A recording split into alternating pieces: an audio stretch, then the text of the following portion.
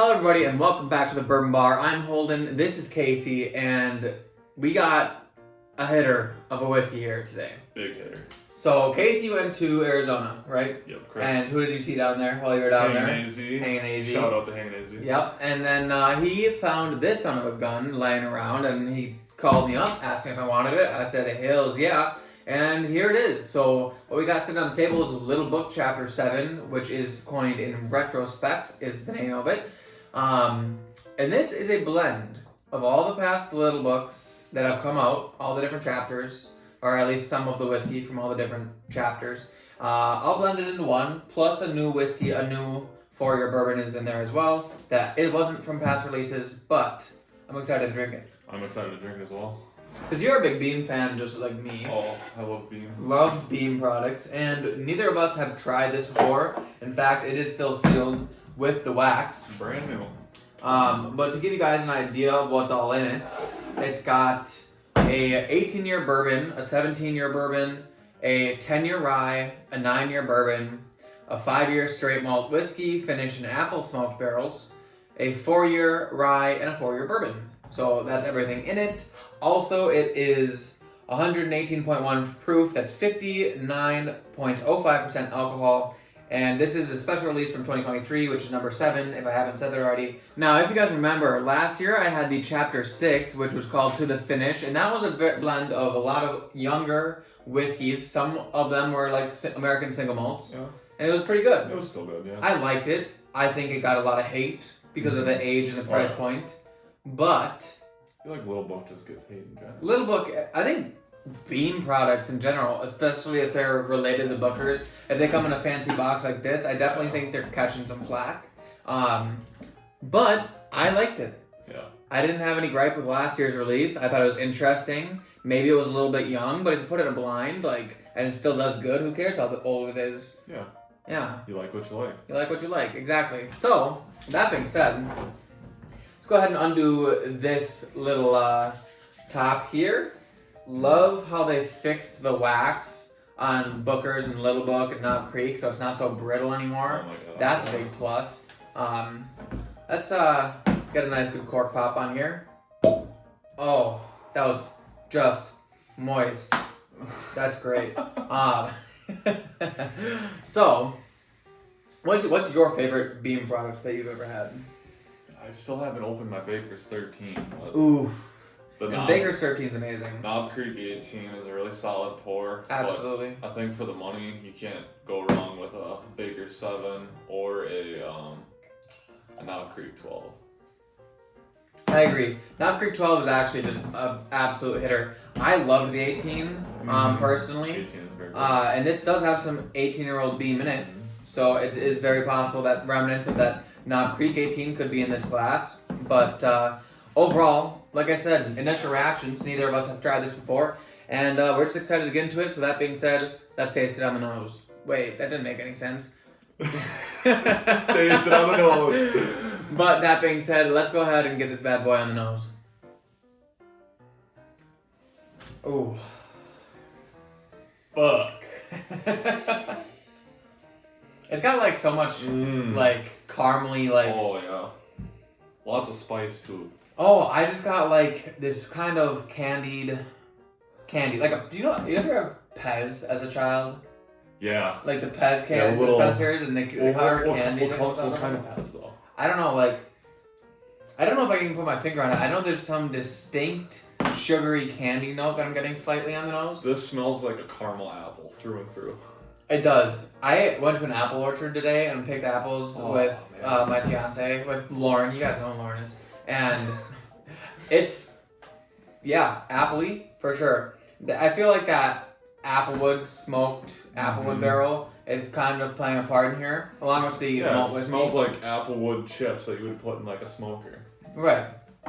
It doesn't smell young. It does smell like it has that nice age to it. A little bit of leather. I'm not getting any kind of obnoxious nut note in it, which, from what I can tell from my experience, is the higher age Beam products tend to be a little bit less nutty and a little bit more fruity. So maybe, hopefully, there's a little bit more of the higher age stuff in this. Oh, it does. It just smells great, doesn't it? It smells so good. I'm gonna really regret not buying this. Honestly, I think like it almost smells lower than 118 proof. Yeah, the nose is not proofy at all. Yeah. The nose is great. The nose is epic. I'm loving it. But let's go ahead and just dive right on the palate. I can't wait to drink it. So, salud.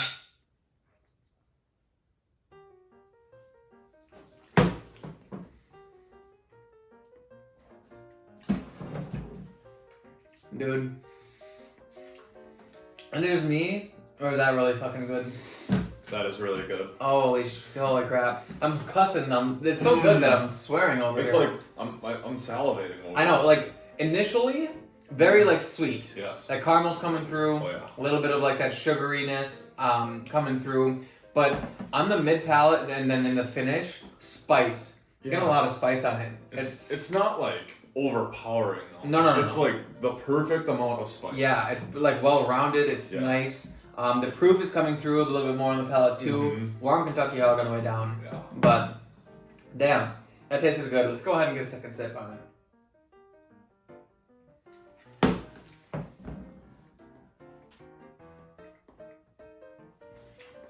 Honestly, it's got like that kind of sweet tobacco note, I want to say, in there, which I'm enjoying. It's mild though. Yeah. No, it does. This would go well with a cigar. Oh, absolutely it would. I feel like there's enough going on with it that you can really pick it apart. Mm-hmm. Go ahead, yeah. So there are some tasting notes on the bottle here. I purposely avoided reading until we had a sip of it, per se. It's kind of like you know how bourbons are finished in the maple syrup barrels or whatever. It kind of has like that kind of like a maple syrup, going on. syrupy sweetness to it. Absolutely, yeah. So on the nose, this is calling out some sweetness with notes of clove spice. Very, very like the notes aren't extravagant on this tag, but yeah, the sweetness with some spice I can get behind that. And then on the palate, it's calling out floral with light smoke and sweet vanilla, followed by caramel. Smoke. I didn't even think about the smoke. When I was calling out leather, or when I was calling out the tobacco, smoke. That subtle smokiness, probably coming from the Applewood smoked barrels in that malt. Because I remember on the Little Book Chapter 6 getting a lot of smoke in it. But smelling it now, I feel like that spice, that clove spice is there, but it's like a sweet spice. It's not like it's more like Christmas cookies and like baking. It's not bitter. It's definitely not like that harsh, like in your face rye spice. Even though there are a couple of ryes in this blend. Okay, so for shits and giggles, I did pour out the Little Book Chapter 6. I wanted to do a little bit of a side by side just to see the difference. And I have to say, this one, the Chapter 6, significantly more smoky, some citrus fruit in there, whereas the Chapter 7 is definitely more on the not typical, but like more high-aged bourbon. It's higher quality. It smells more. It smells more nice, I should say. I don't know. It's hard to put it because, well, this one smells nice. It's more interesting. Yeah. It's a little bitey. Yeah. It's a little bit smoky. It's a lot of it smoky. It's a lot smoky. Um, It's it's not a peated scotch, but as far as like, it almost kind of acts like it though. Kind of smells like it wants to be a peated scotch. It just isn't. No. And then you go on the palate, and it's definitely got like more citrus in it, whereas the Little Book Chapter 7 is a lot more on the sweet and spice side, more like sweet candied and caramel, and that spice, subtle spice coming in through on the end. Plus, if I'm not mistaken, I think I get a little bit more oak on the Chapter 7 as well. It isn't as viscous. Chapter 6. Yeah. Now this was a neck pour, so that might have something, might play a part in that. But I mean, I'm gonna have this bottle for a while. I'll probably drink it on the live stream next week, so it'll have some time to open. But going back to the 7, I think that it's definitely sweeter. That's apparent. All right, everybody. So we're back after extensive review and grading of this stuff. You guys know how it works. Yep. We got the palate. Oh shit. No, you guys know how it works. You guys know how it works. We got the nose, we got the palate, we got the value for the money. Oh, yeah. All together divided by 3, and that's your overall. Now, on the nose, personally, I think the nose is better than palate. I'm a big nose guy. You guys know this. I think the nose is important. And it smells fantastic. I think anybody that smells this bourbon will be like, wow, that smells really good. Absolutely. So on the nose, I gave it an 8.6 out of 10.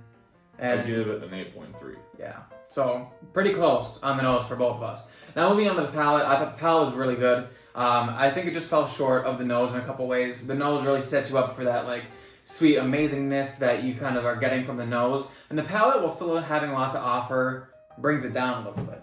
Yeah. I think the palate is good. It's respectful, very respectful. It doesn't wow me over the nose. Right. And for that reason, I gave it a 7.9.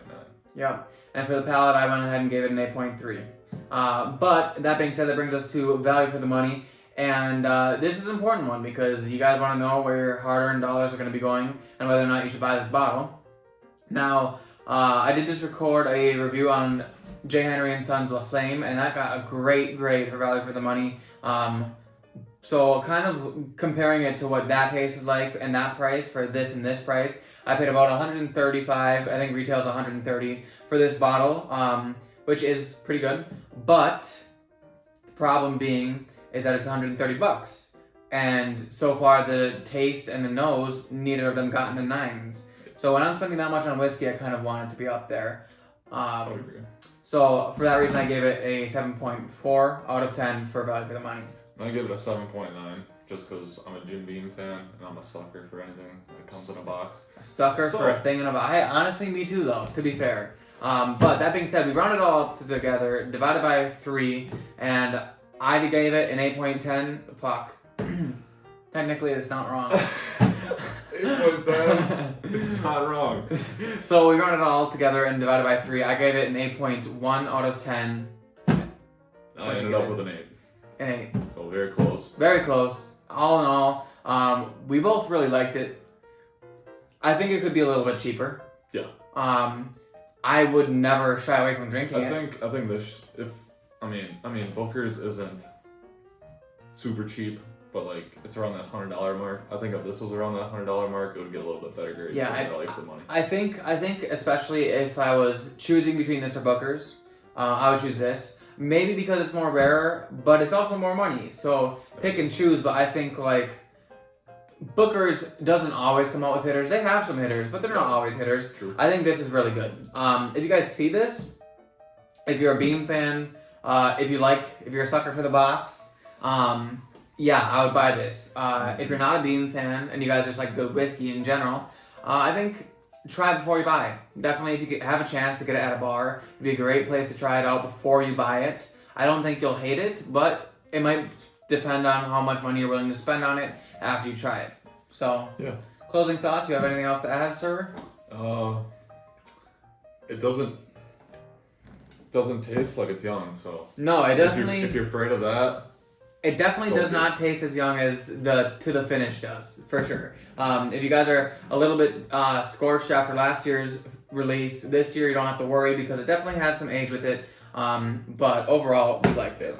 That being said, guys, if you like this video, please hit the like button. Also, leave a comment in the comment sections. Let me know what you guys think of this bottle. We're curious to see your guys' thoughts. Also, in case you aren't aware, I just started a membership program for the Bourbon Bar. You can go up next to the subscribe button and you can click join and you get a couple of different tiers to choose from. That'll give you some exclusive content, some things that other people aren't allowed to do on the channel that you guys are allowed to do because you guys are members. But check it out. You kind of have to go online and do it on the computer. You can't do it on your phone, but or you can do it on your phone. You have to click like a special button and view it as a web page, basically. But that being said, hit the like button, subscribe to the channel if you're new, and we'll see you all in the next glass. Cheers.